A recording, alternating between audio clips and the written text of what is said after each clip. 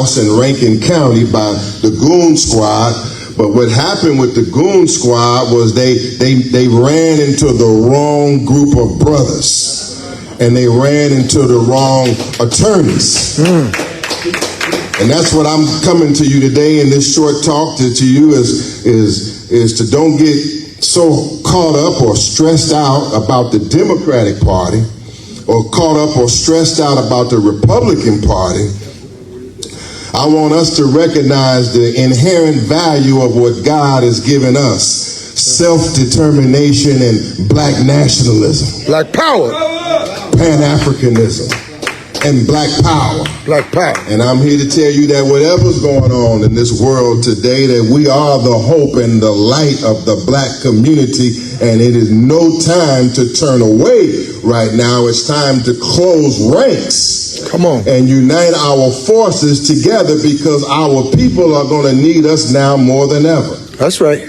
And so when we got on the attack in Mississippi, that was something that these white racist rogue police gangs did not expect. Our level of intensity, our level of ferocity, our level of organizing and dedication to the cause, and ultimately these 6 white cops got a total of 132 years in prison. All praise. 132 years. All praise. One of the devils got 40, another devil got 37, another devil had 20-something.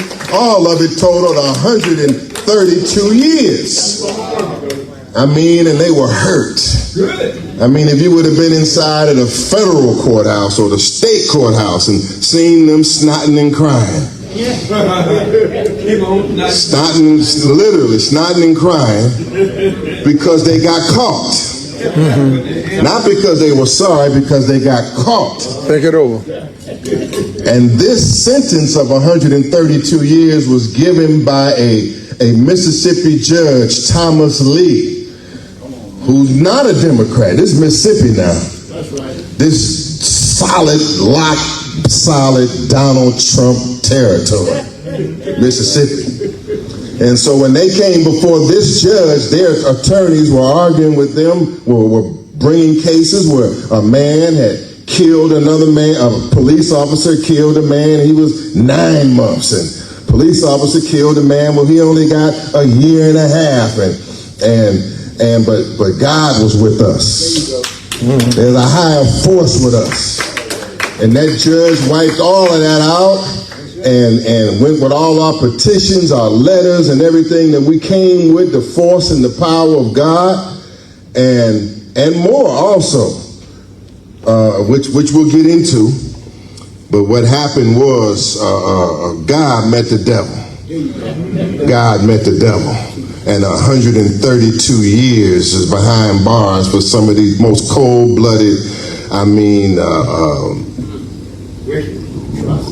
I can't even do these pigs. They attack your rectum. Pardon my language. They attack your rectum. They attack your dignity. They attack your humanity. Everything that you could think about a police officer would do, they do in this case. Plant evidence, plant guns, plant dope, all of that. The chickens came home to roost. Now, but there's no place like home, right? Mississippi, Brother Akbar and I, we've been all over the country. We're all over the world, right? But, you know, on July 30th, on Nelson Place in Southeast Washington, D.C., 3 black girls got shot. And they got shot on a block that I own or control property on that block and run a business on that block. And I said to myself, you know, Malik, I say, you know, you talking black empowerment and you advocating for it and organizing for it all over the country. But what about right here at home where you live at, brother? You got a good history here in Howard University and good advocacy here. I said, but what about not only at home, what about right here on this block, brother? Well, you operate here on this block. Your block is in chaos. Your block is in threat. the jobs that you provide for black people, which I do, is threatened by chaos here in our own neighborhood. So I said,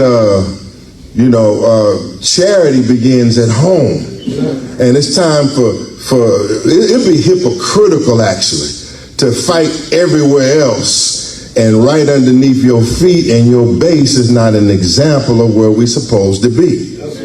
So we had the Reparations Convention. And one way or another, in these meetings and these sessions that we're having, these unity sessions, we're on the road to reparations. Yes, sir. We're assuming here by you coming in the door that you are automatically for full and complete reparations. Is that right? That's right. Raise your black fist high if you're for full and complete reparations. All right. Now here, we're talking self-determination. Right. Which is, to me, another code word for black nationalism. Yes, sir. Black people owning, controlling, and taking full command of every aspect of our lives. That's the core of what we're getting at here. And so Minister Muhammad has laid a great base, because he's talked about the principles that we're working on here today. Unity. And all of them, we have some of the strongest black men and leaders here in this area, but we haven't had the kind of unity that can solve the problems that you heard about coming from this rostrum. But tonight I'm getting the vibe, I'm getting the energy and the feeling that something is about to change. Go ahead. When you see the strongest men in this city coming together, that means that a black men's movement is coming about that's going to make some change. Yes, sir. And sisters too, but I'm going to speak about men, probably more sisters, because we have to catch up. Okay? You all are suffering. The children are suffering, and you're looking for a man. Is that right? Right. According to what I see in the black neighborhood, in the black community, you're looking for a man to take a stand. Okay? And so here, we are men. And we're in an environment right now that's forcing us to be men. I'll drop this real quick, and then we'll open. We have a presidential election going on. We have the Democratic Party and the Republican Party. And the operative rule here that we have been taught, we've been taught by Dr. Khalid Mohammed, and we've been taught by reality. Democratic Party or Republican Party, we're not even invited to the party, and it ain't that kind of party. We have been taught the teaching, Satan, Lucifer, the devil, or Beelzebub, either way, which one you vote for, you're going to end up in hell. We have also bear witness, and we can't change the teachings. The teachings can't change because the truth remains the same.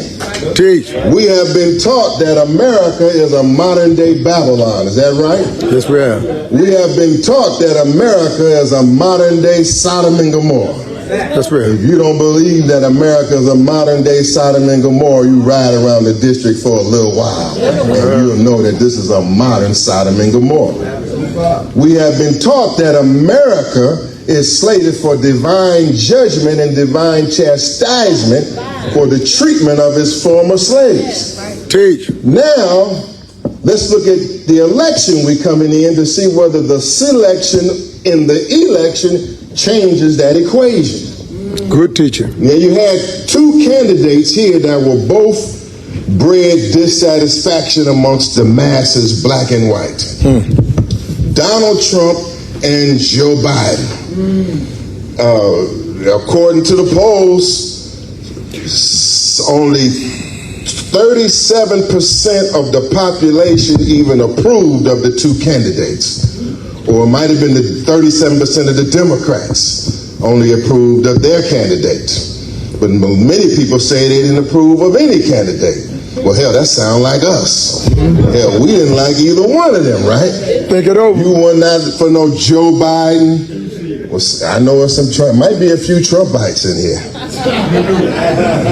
There's some black Muslim Trumpites out there. They pop up on that internet now and then. There's some black nationalist Trumpites out there.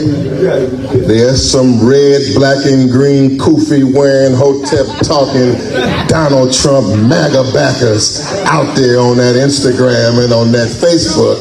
And every time you say something against Trump, they pop right on up. Is that right? That's right. That shows, but as we analyze that factor of the black Trumpites, we said they're dissatisfied with the Democratic Party. That's the reason this demon, he went on the Black Journalist show and said that he had done more for black people than any U.S. president. Well, he might have a point, because all of the president's track records have been shaky or weak when it comes to black people. True. But damn it, what did he do? I couldn't figure that out. So now the Democrats, right? They dump old Biden and flip the script and change the equation. Here come out of the blue, or the black and blue, is Kamala Harris. That throws a monkey wrench in your game and a monkey wrench in your analysis. Is that right? Yes, sir. I'm coming down the lane to self-determination, but you got to understand where we at. Where our people's minds are going to be focused for the next several months and where their mentality is, and to see if us as liberators, which path are we going to take? Because the horse is going to throw the rider, right? Democratic horse or Republican horse, at some point, they going to throw you black people off. Once the dancing and the boogalooing and the what's the Rick rapper name? What's the sis name? No, the other one. Come on, I know it. Nicki Minaj. Megan. Once Megan Thee Stallion get through shaking and they get through twerking and boogieing and all that, the horse gonna throw the rider. Teach. And the question is we as liberators, are we gonna be here in place for backup? Good question. Okay, now let's go to this, because let's talk about this election for a second, because we're striving for unity, right? And if a black woman, or who is called a black woman, because I know it's a certain percentage of people out there, so she ain't no black woman. She ain't no black woman. Well, we'll get into that. They say she ain't no black woman, but for the sake of this argument, we will have to say that she is a black woman, because them black women is out there identifying with her and supporting her. Right. Even though you super conscious black woman, African woman here may not identify with her, the masses of your sisters are not only identified with her, they have gone buck wild with excitement. Is that right? That's right. I mean, these are just facts on the table. Don't get me wrong. Don't try to cut what I'm saying. This ain't no endorsement. My candidate was and is Dr. Cornel West. That's my candidate. That's right. Dr. West has stood with the Afrodescendant nation. He's stood with Black Lawyers for Justice in Mississippi. Right. He stood against the genocide in Gaza. He stands for what's right. And so I'm with Dr. West, right? Tulsa, Oklahoma. Analyze this election, because, brother Minister Najee, the whole black nation consists of all 40 to 50 million of us. That's the whole black nation.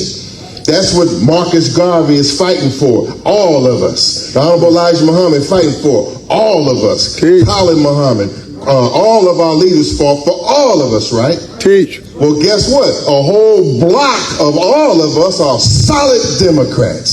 Something to think about. Whether we like it or not, a whole block of us are solid Democrats. Some Republican, some independent. I'm a registered independent. So the question here is, are we going to fight and kill each other over the candidacy of Kamala Harris in the black community? Okay, that's what I think I'm trying to get at. Now let me just cover a couple of points on that. Black. They say, well, she not black. Well, now what is black? What is black?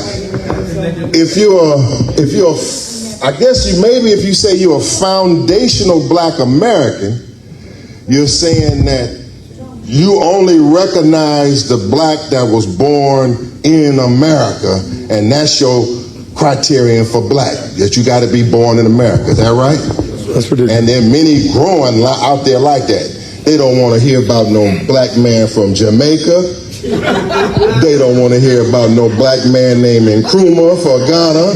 They don't want to hear about no black man from Honduras. They say, Negro, if you ain't born in Chicago and your mama wasn't born in Chicago or Mississippi, you ain't no foundational black America and you ain't like us. They not like us. Think about it. They not like us, right?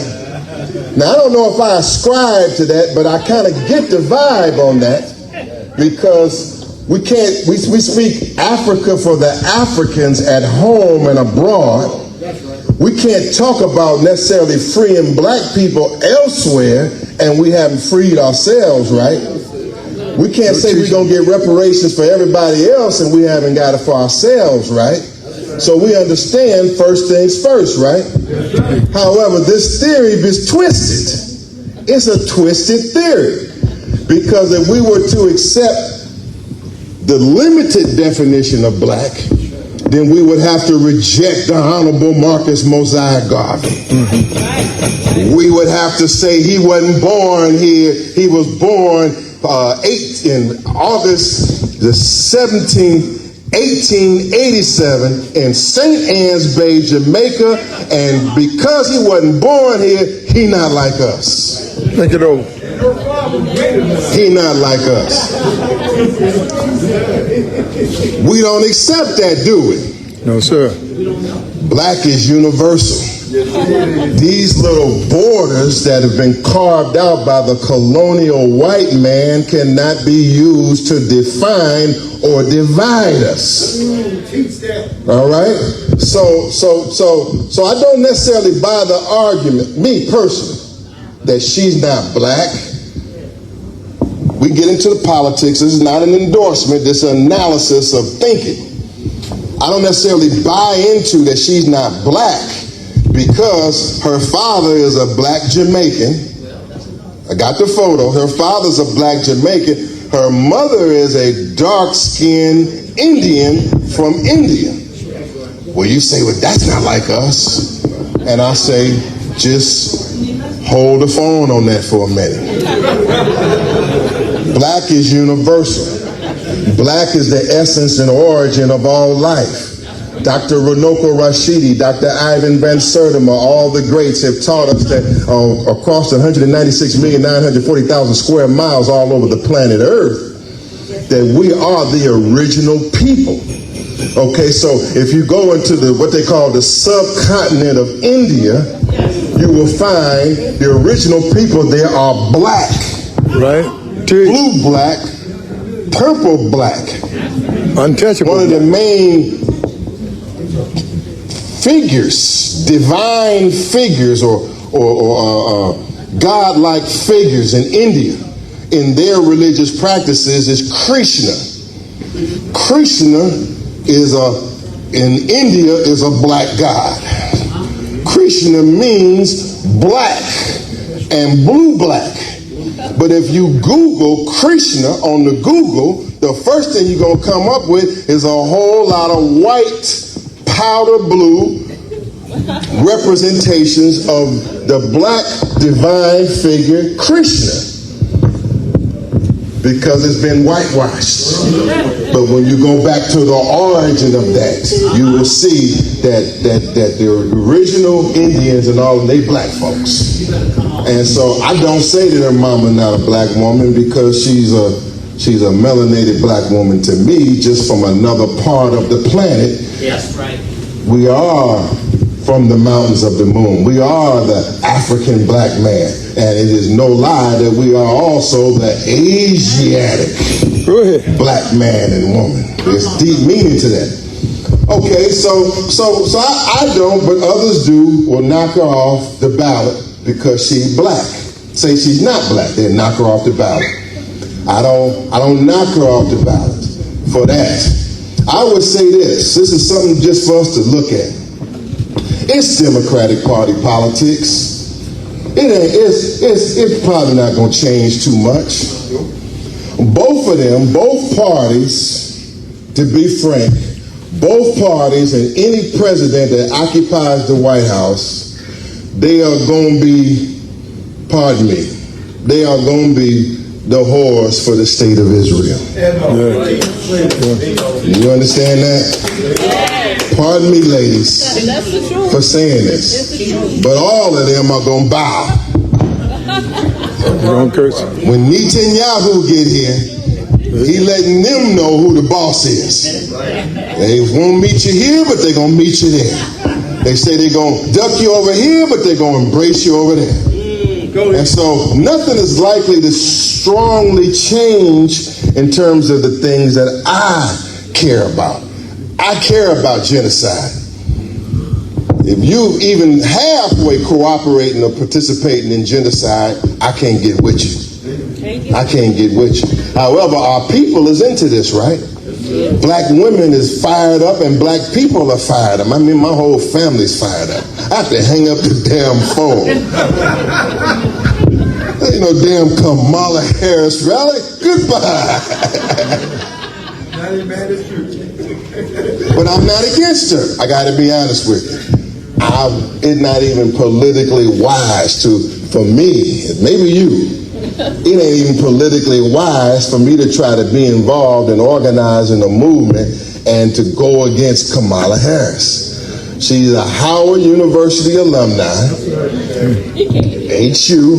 You got me. You got part of me right there, because it's true. At Howard University, we do produce greatness.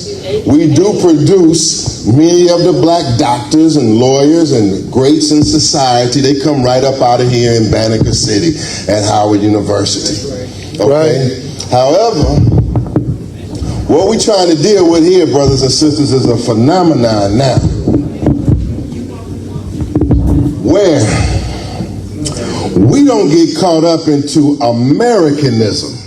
Right. Are you hip to this?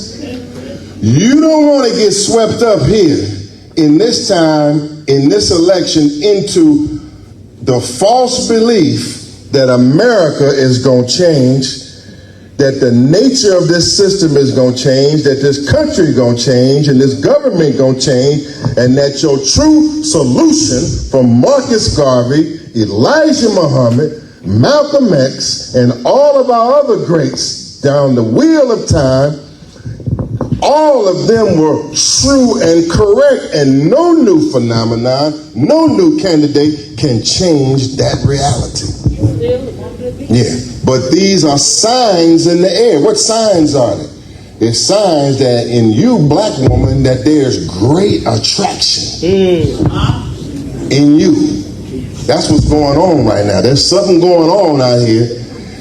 There's something going on to let you know that you as a black woman, that you have a great attractiveness in the universe. We as a people are God's chosen people. There's a great attractiveness out here for us, and that's why we rise. the whole planet constantly looking at us. 13% of the population here in America, the whole planet constantly looking at us. We are the future world rulers of this planet. All the signs are around us. You can see it on the court. You see it in politics. You see it in entertainment. You give it a chance, you'll see it in academics. We are the future world rulers, and our time is on the way. The excitement around Kamala Harris is just another sign about who you really are. The white man can't even find his way out of this. He's looking for a black woman to try to help him get out. He can't even find his way out. He's looking, to show you what bad shape he's in. He's down and depressed. Here come a black one, hey! These are signs. Let me come here. So I just say my piece of advice is don't fight and kill one another over the election. If we have a difference of opinion, it's no problem to have a difference of opinion, but we can't fight and kill our family members, fight and kill our brothers and sisters, and get down to arguing about who, Trump or Harris, because it's not worth us destroying, fighting, and killing each other. Here we come to my end. So right down here now, we coming back home, all these, right back here, back home. You're in this room tonight because you're not bound to the Democratic Party. You're not bound to the Republican Party. You believe in this black thing. And now we come here to talk with these strong men and these wise leaders and to convene these meetings because we believe in this area we can bring black power, black nationalism, self-determination to this area. And in this area, we set an example to the whole nation. It sounded like we just talking some months ago. Now it look like we moving into reality. We are to set an example. We in this area are no joke.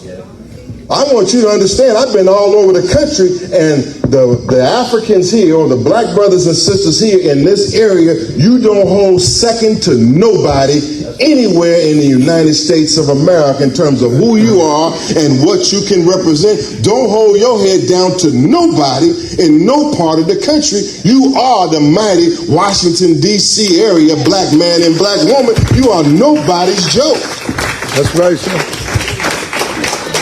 You ain't no joke. You ain't no sideline and no afterthought. You are in a national city and you are international people. We are in a few little cities. We're internationally connected.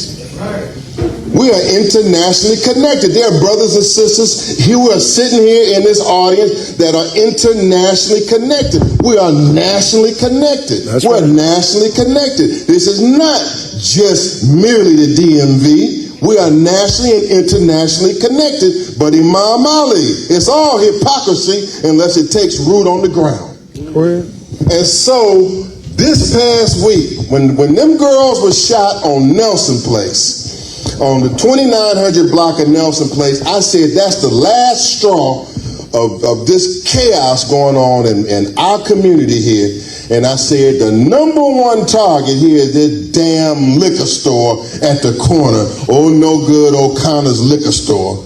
Because the liquor store right here on Minnesota Avenue and Nelson Place is the attraction point for everything that the Imam said. Imam said, if you want to do this kind of dirt, meet me at the liquor store.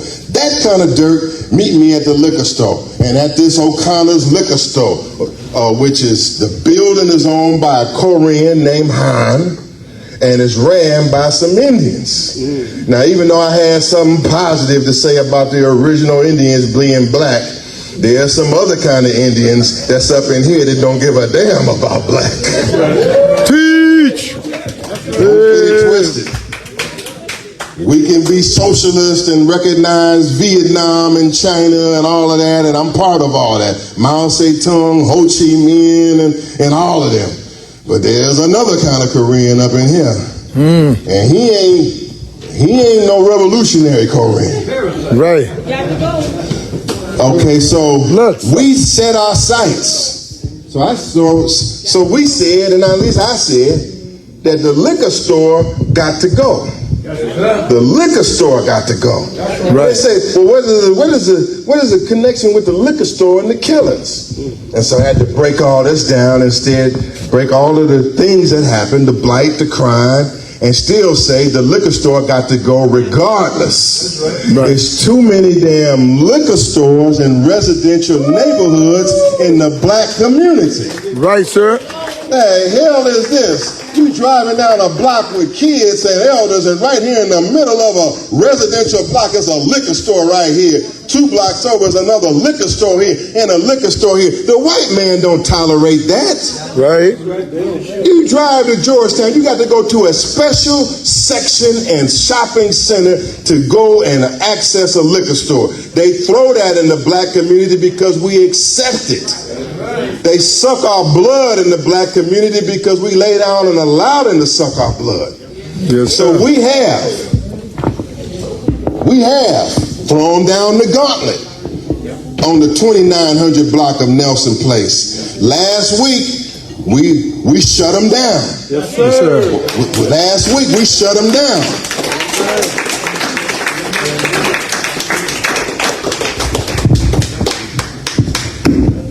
All right, say food is done in 5 minutes, and let's give Brother Baruch a hand. Buy everything. Buy everything we can buy here. Buy every piece of healthy and veggie food we can find. He'll tell you why in a few minutes. Because this is an example of black power. Right. Okay? And it ties into what we're doing. We want the liquor store out, and we want a healthy black restaurant and community center in its place, and we ain't backing down. Right. Good teaching. We throwing down on the block and establishing a base for operations in Southeast DC. No, we demand, will shut down, campaign, throw down, long term. It might take a couple months, 2-3 months. The liquor store will not be open in my neighborhood. Now I'm ready to get down on that. Right. And it's got to be replaced by a restaurant. It's got to be replaced by like a community center up top. Oh, yeah. The white man building all this stuff in our community. Ain't nobody even living in it. In Washington, D.C., just building for damn tax and investment reasons. No, we want the block back, and we're going to raise hell until we get it back. Right. Okay, that's point one. We also want to say, I'm coming out of here, we also are saying here that on this block of the 2900 block of Nelson Place, that we are formally changing the name of the street. Right. Yeah, we are formally changing the name. The name is bad. The name is filled with death and killings over all the years. And killing and murder. No, we're changing it. The name of the block is going to be changed to Marcus Garvey Way. With your permission. Marcus Garvey Way.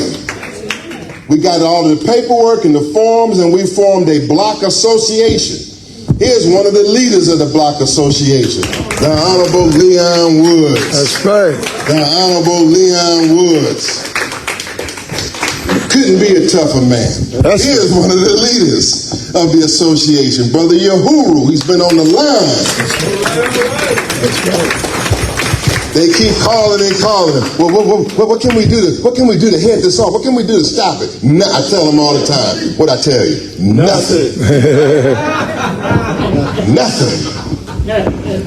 Nothing's gonna stop it. What you can do is tell him to sell that damn building, and then you, the city of Washington, D.C., you owe us reparations. You make him sell it, then you buy it for us and get the hell out of the way. Right. Okay?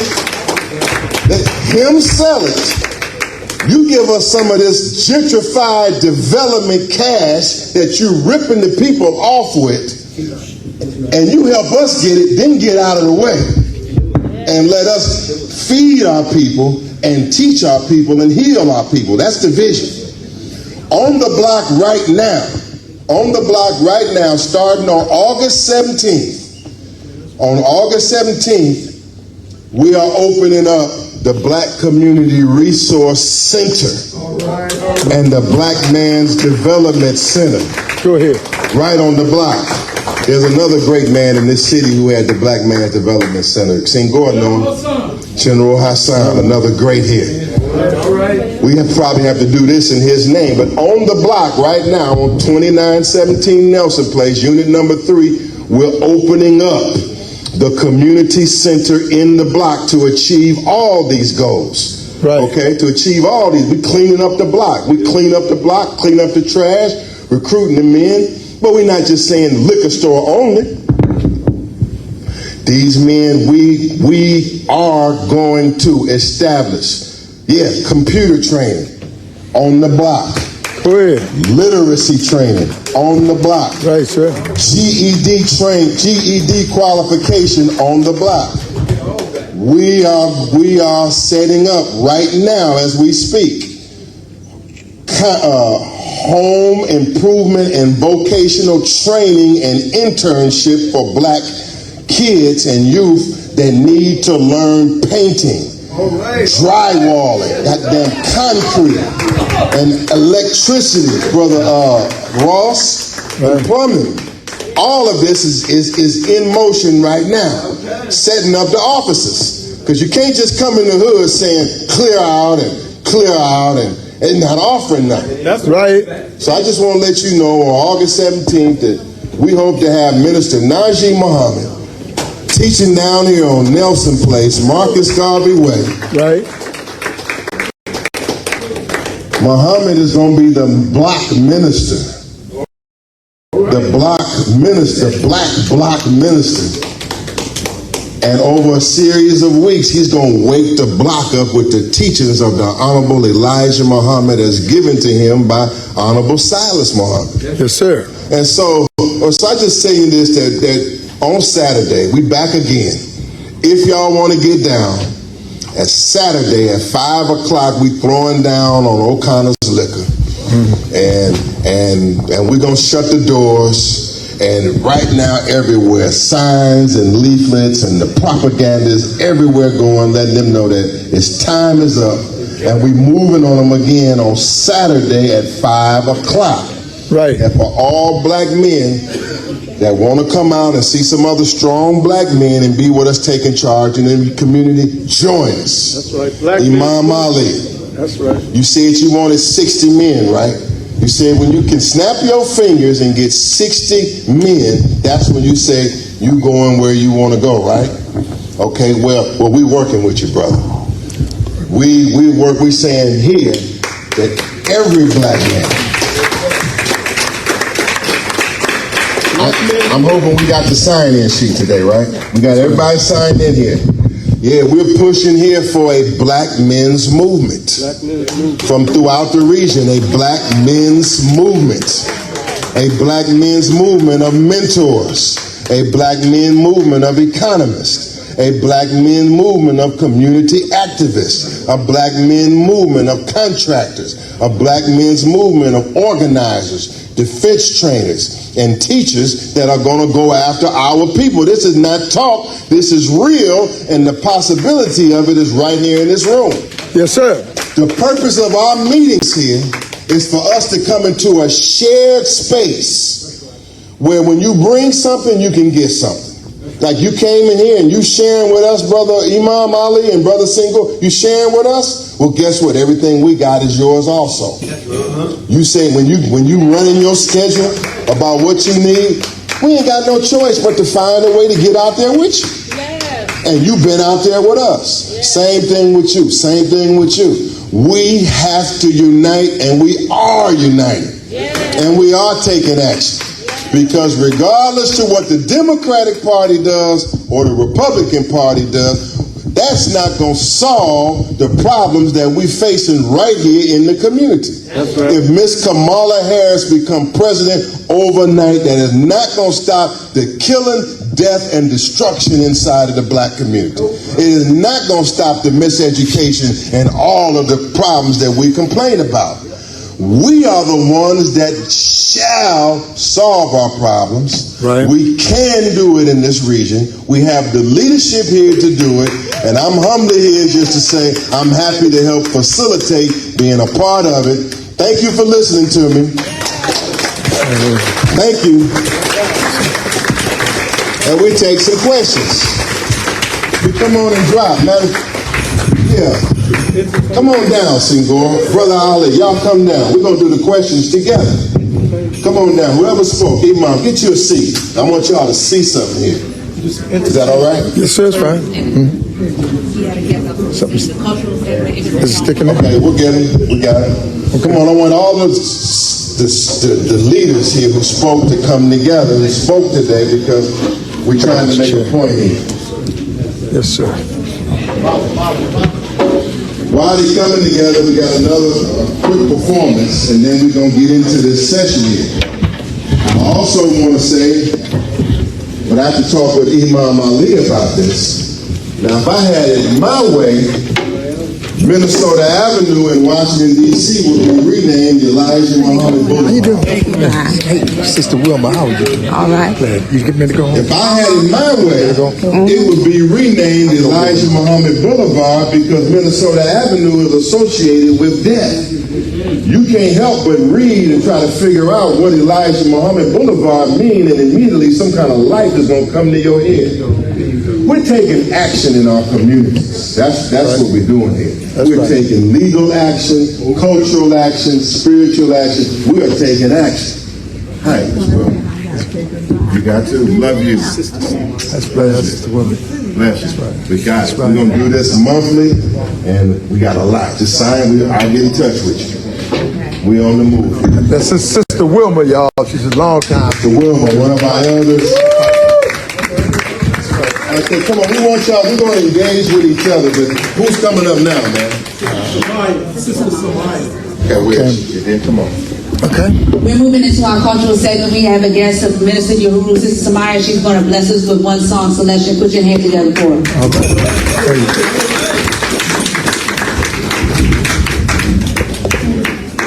I want to say thank you to everybody here today. I think it's beautiful what we're all here gathered for. So, the song I'm going to sing is "Fight for You" from Judas and the Black Messiah, the movie. All right, so I'm looking at that. There's no point with you. When there's no sinning, we gon' see it through. I'm gonna always fight for you. I'm gonna always fight for you.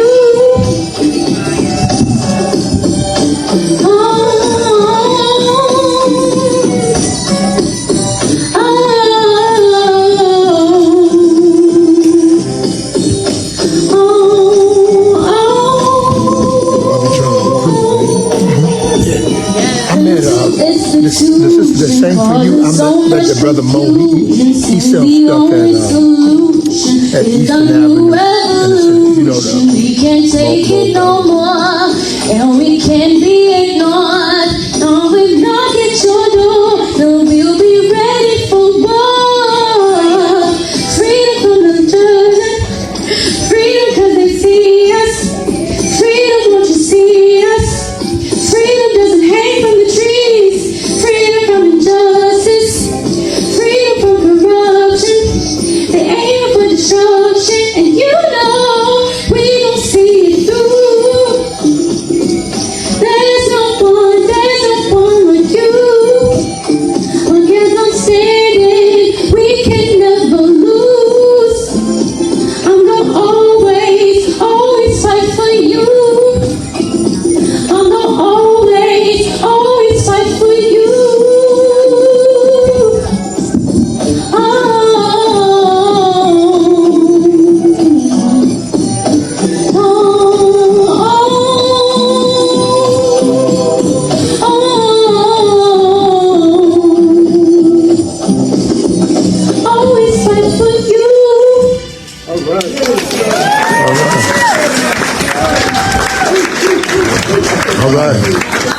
Gotta throw some rhythm up in here.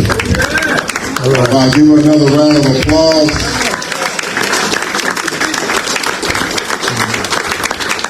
Okay, I want you to talk. We want to talk with each other now, and talk with our panelists. What does Dr. Baruch want to do with the food? How does he want us to handle it? Minister Najee, I think you should come down. Come on down, sir. How does he want us to handle the food? The food is done at 9. It's done. I had to send my staff. Okay, so what do you want us to do? Is it 9 o'clock? Yes, sir. You're good. I mean, if we wanted to take a break and come back, we can do it now. I can hold them. If we want to do it right now. Okay, y'all coming right back, right? If you can buy some food, which we suggest. Yeah. If we buy some food, suggest, let's try to grab it now, and then others stay close attention as we open up our session. But we want to support. We want to support the restaurant, and we want to support the idea of eating right. Is that right? Yes, sir. I mean, none of this means anything when we eating a bunch of garbage and killing ourselves. Okay, Brother Baruch. He'll come back and say something. He must say something. He's leading by example. All right, so let me. Okay, so who got questions? Right, go right ahead, Papa. Is that we become aware, extremely aware, that your Savior is in your behavior. Ain't nobody coming. If they were, they'd have been here already. And if there were good white people, they would have done something better what the hell they've done up to this point. All right, well, let me try. That's a good statement. Let me try to get out and ask these experts. These are some experts here. Brother Senghor, you've been around. You've been a legend here in the Banneker City area and organizing for a long time. You heard these messages tonight. Do you think that is there hope, brother? Is there hope? Absolutely. Anytime one or two of us are gathered, and it's more than one or two of us, there's always hope. Particularly, as I said earlier, if you know your calling, if you know what you've been called, you know what you were called for, because you just wasn't born. That's right. You know, you came from 2, thanks to the blessing of the Most High, but those 2 came from 4, those 4 came from 8. So when you learn your cosmic assignment, you got to go to work. That's right. All of us up here have shared with you all, but like I said, it ain't about me, he, or she. It's about we, collectivity. And that's the only thing. We got everything we need, but the collective power to go against the Uruku. Right. So we don't just not a call for unity. So Malik, what I heard tonight is impressive. You know, for those that don't know, I represent Africans around the world. Yes. And there are more of us in South America in the Western Hemisphere than in North America. But the problem is their main language is Portuguese, and North America houses English. But that's changing because we're beginning to learn from each other. Yes, sir. But the majority of us are on the eastern part of the world. And that is where the major masses are. Malik, you said, Malik, don't leave. You said something tonight that's super important. You said that the DMV was a golden area for black people. That's a fact. I've traveled the world. I've been around Africa, Brazil. There's nowhere like the DMV in terms of the diversity that exists in the DMV.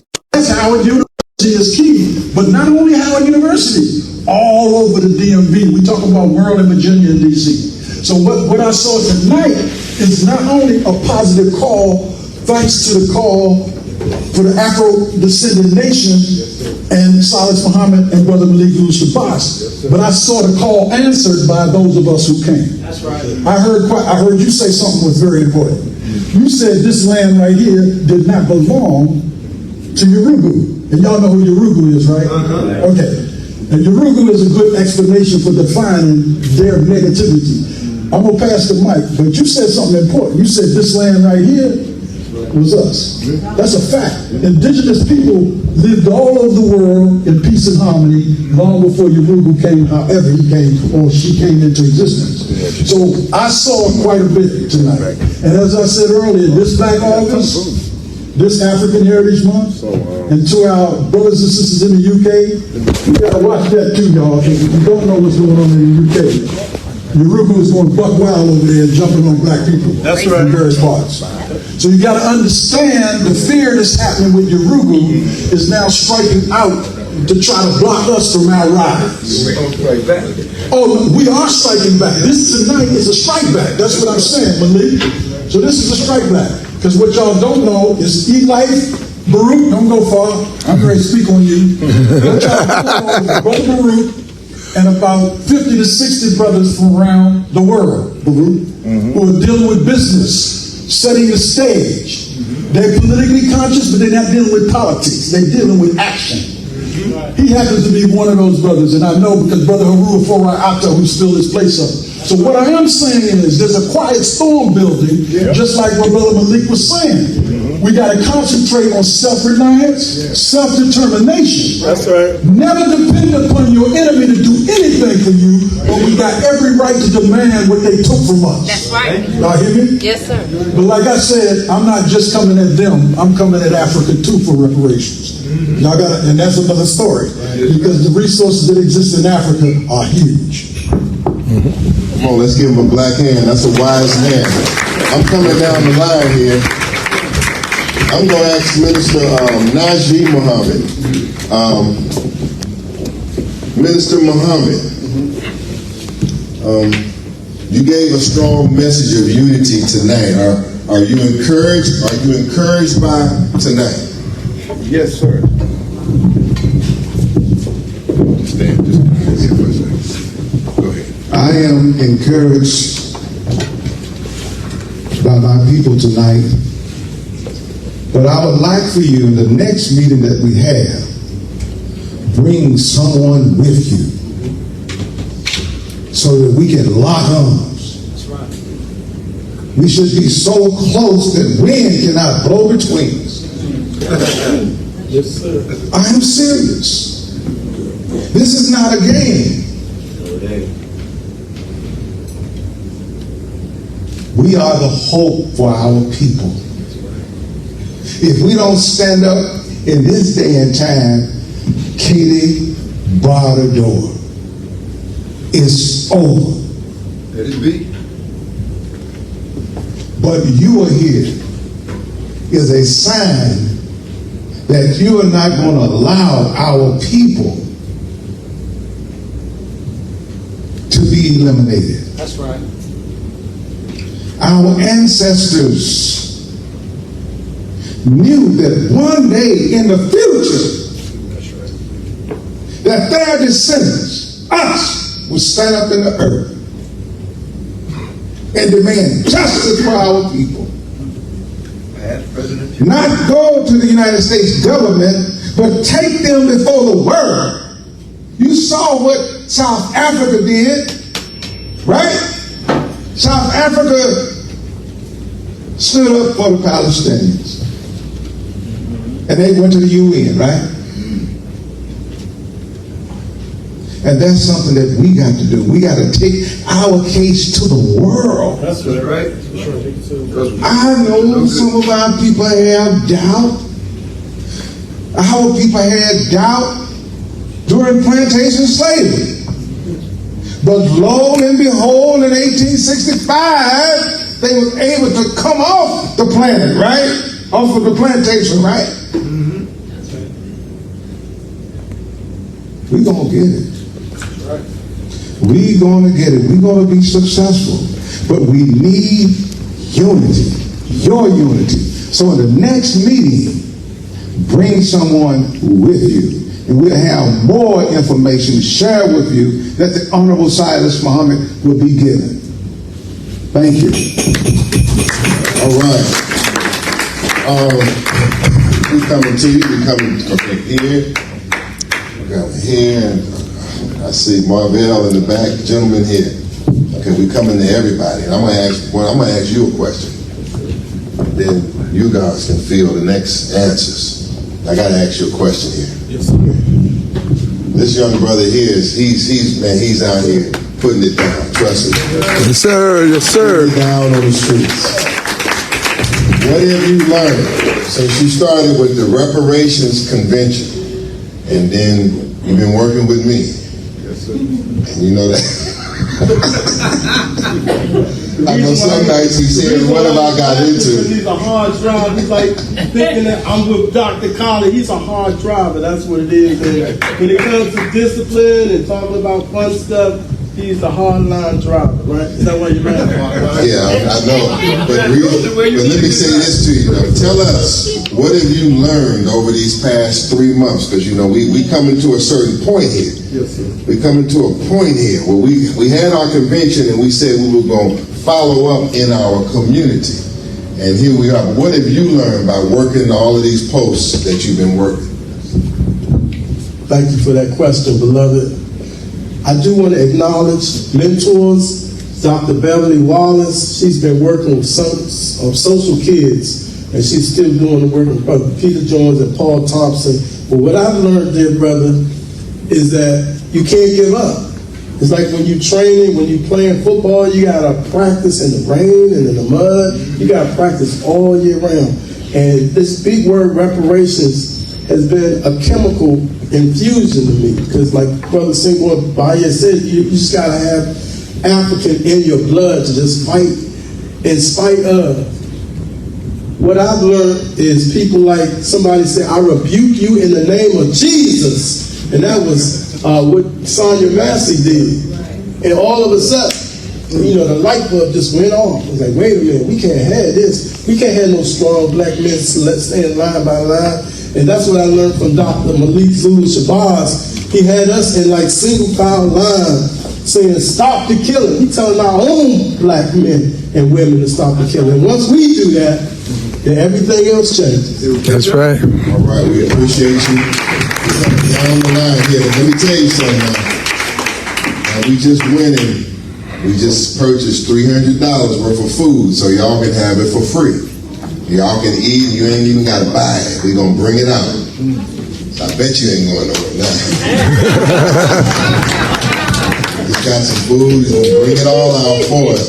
These are monthly unity meetings designed to bring about leaders and the unity and to hear from all of the leaders in the area.